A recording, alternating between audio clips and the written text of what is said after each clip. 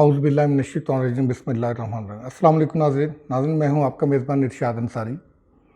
آج ہم آپ کے ساتھ گفتگو کریں گے ایک تو جو ابھی حال ہی میں ملکی سٹاک مارکیٹ میں بہتری کی سچویشن تھوڑی سی ہوئی ہے، اس پہ بات کریں گے۔ پھر ڈالر کس رخ جا رہا ہے اس پہ بات کریں گے، اور پھر ملک کی مجموعی اقتصادی صورتحال اور ٹیکسیشن سے متعلق کچھ ایشوز پہ بات کریں گے۔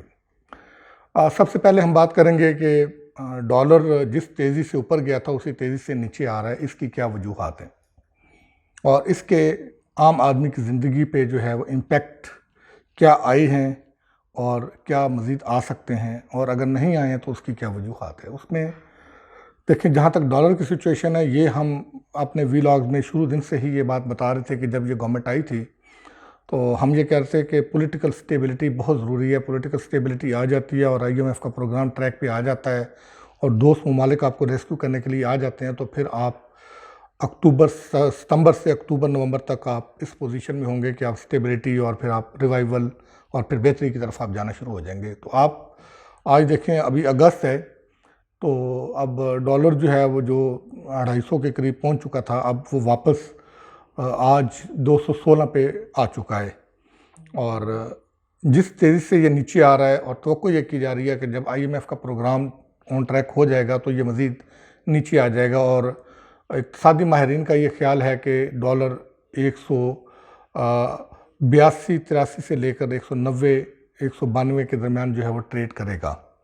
اور اس کے ڈیفینیٹلی ملک کی اکانومی پہ، ملک کے جو ڈیٹ کی پوزیشن ہے اس پہ اس کے اچھے اثرات ہوں گے۔ لیکن اس ڈالر کے مہنگے ہونے سے جو عوام کو اذیت برداشت کرنا پڑی تھی، اس ڈالر کے نیچے آنے سے اس اذیت میں اس تیزی کے ساتھ، اس سرعت کے ساتھ کمی جو ہے ہمیں نظر نہیں آ رہی جس تیزی کے ساتھ اذیت میں اضافہ ہونا شروع ہوا تھا۔ آج بھی مہنگائی کا عالم وہی ہے جو ابھی گورنمنٹ کے اپنے ٹریڈ فگرز آئے ہیں، اس میں دیکھیں جو مئی میں مہنگائی کا گراف تھا وہ 13.8 تھا،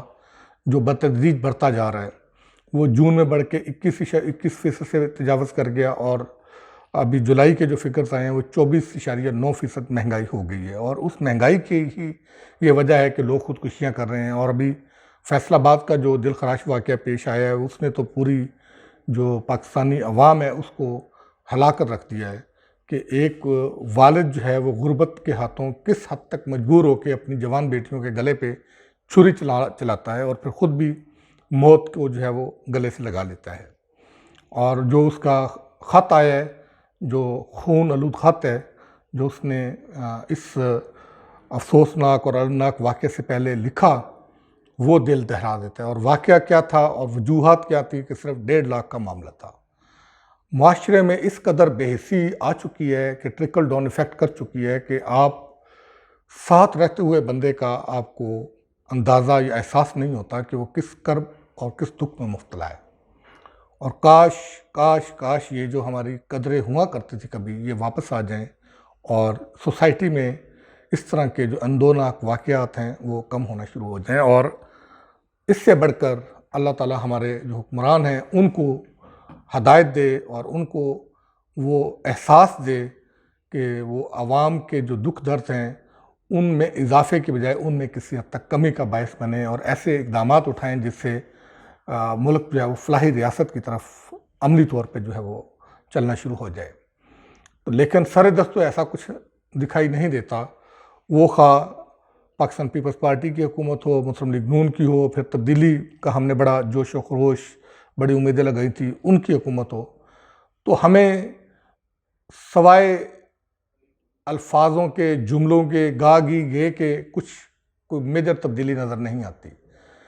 سب چیزیں باتوں کی حد تک ہوتی رہی ہیں لیکن عملی طور پہ کچھ نظر نہیں آ رہا، اور عوام کا، لوگوں کا پیٹ باتوں سے نہیں بھرتا، وہ کھانے کو کچھ مانگتا ہے، اور سوسائٹی کولیپس کی طرف جا رہی ہے۔ اور دوسرا جو ہے، اسی کو لے کے ہم بات کریں گے کہ ملک کی اکانومی جو رخ اختیار کر رہی ہے، اس میں چونکہ ابھی وزیر خزانہ کا بیان بھی آ چکا ہے کہ ہم آئی ایم ایف کو جو لیٹر آف انٹینٹ ہے وہ آلموسٹ فائنل ہو چکا ہے، اور توقع یہ کی جا رہی ہے کہ اگلے 1 ہفتے سے 2 ہفتے کے دوران آئی ایم ایف بورڈ میں یہ چلا جائے گا۔ اس سے پہلے سعودی عرب نے بھی ہمیں کہہ دیا ہے، تو اس سے مزید بہتری کے امکانات ہیں، کیونکہ مایوسی ہمارے دین میں بھی کفر ہے، اور ویسے بھی جو ہے وہ مایوس نہیں ہونا چاہیے، تو اچھے کی ہی امید رکھنی چاہیے اور اللہ کرے کہ معاملات اچھائی کی طرف جائیں۔ لیکن اس کے ساتھ ساتھ گورنمنٹ کے جو اقدامات ہیں اس سے بھی کوئی چیز یہ نظر آنی چاہیے، کیونکہ ابھی آج ہی کی یہ اطلاعات ہیں فیڈرل بورڈ آف ریونیو کی اور وزارت خزانہ کی کہ حکومت ایک جو ہے وہ منی بجٹ لانے کی تیاری کر رہی ہے، اور اس کا اندازہ تو اسی وقت ہو گیا تھا کہ جب پاکستان اسٹیٹ آئل کو ڈیفالٹ سے بچانے کے لیے کابینہ کی اقتصادی رابطہ کمیٹی نے 30 ارب روپے کی ایڈیشنل فائنینسنگ کی منظوری دی تھی، اور ساتھ ہی ای سی نے یہ بھی ہدایت کی تھی کہ وہ اوگرا کے ساتھ مل کے ایک سمری تیار کی جائے کہ یہ جو 30 ارب کا ڈیفیسٹ آئے گا اس کو کیسے پورا کرنا ہے۔ اسی وقت اس کا جو ہے وہ باتیں ہونا شروع ہو گئی تھیں کہ شاید منی بجٹ آئے گا، اور دوسرا یہ کہ گورنمنٹ نے بجٹ میں بڑا ایک اس کا کریڈٹ لینے کی کوشش کی کہ ہم ریٹیلرز کو ٹیکس نیٹ میں لائیں گے اور اس سے ابتدائی طور پر 31 ارب روپے سے زیادہ کا ریونیو ہوگا، وہ بھی 1 سال کے لیے مؤخر کر دیا گیا کہ یہ 2 ایسے ڈیسیژن ہوئے ہیں جس سے اکانومی جو ریونیو کا جو انہوں نے رکھا تھا ٹارگٹ بجٹ میں، اس میں 61 ارب روپے سے زیادہ کا جو ہے وہ ڈیفیسٹ آ گیا۔ اب گورنمنٹ اس کو پورا کرنا چاہ رہی ہے، پھر اگین وہی سچویشن ہو رہی ہے کہ اس کو پورا کرنے کے لیے عوام کو قربانی کا بکرا بنایا جا رہا ہے، اور اس کے لیے ابھی جو ورکنگ ہمارے سامنے آئی ہے کہ ٹوبیکو سیکٹر پہ جو ہے وہ ٹیکس لگانے جا رہے ہیں، اور ٹوبیکو کا جو پھر لیف جو ہے ٹوبیکو لیف اس پہ ٹیکس لگانے جا رہے ہیں، اور اسی طرح فرٹیلائزر سیکٹر پہ ٹیکس لگانے جا رہے ہیں، تو اور اس طرح کے کچھ میئرز ہیں جن کو اڈاپٹ کر کے تو اس ڈیفیسٹ کو پورا کرنے کی کوشش کی جائے گی، اور یہ ایک آرڈیننس کے ذریعے جو ہے سامنے لایا جائے گا، اور اس کا بھی اکانومی پہ امپیکٹ آئے گا جو آگے چل کر ہمیں بتائے گا کہ اکانومی کس رخ جا رہی ہے۔ تو لہٰذا ایک طرف یہ سچویشن ہے، اور دوسری طرف گورنمنٹ اس طرح کی کنفیوژن اور اس طرح کے اقدامات لے رہی ہے کہ اس سے اکانومی کو اور مارکیٹ کو کیا پیغام جائے گا۔ جو اعتماد کی فضا تھوڑی سی بحال ہوتی ہے، آپ کی جو شرح مبادلہ کی مارکیٹ ہے اس میں کچھ بہتری آئی ہے، ملکی اسٹاک مارکیٹ میں کچھ بہتری آئی ہے، اور اب انٹرنیشنل کمیونٹی انٹرنیشنل انویسٹر بھی آپ پہ اعتماد کرنا شروع ہوئے ہیں، تو جب آپ پھر سے اسی طرح کے اقدامات لینا شروع ہو جائیں گے کہ منی بجٹ، ابھی پچھلے جو فسکل ایئر کا بجٹ آیا اس کی سیاہی خشک نہیں ہوئی ہے، تو آپ منی بجٹ پہ جو ہے وہ آ گئے ہیں،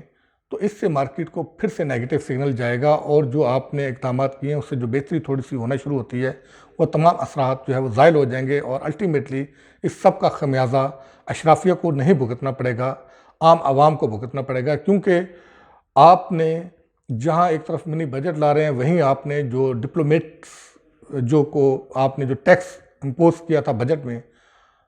ہمارے ذرائع یہ بتاتے ہیں کہ آپ ان کو بھی یہ چھوٹ دینے جا رہے ہیں، اور اس کا بھی بوجھ عوام پہ آئے گا۔ آپ عام عوام پہ ترس کھائیں،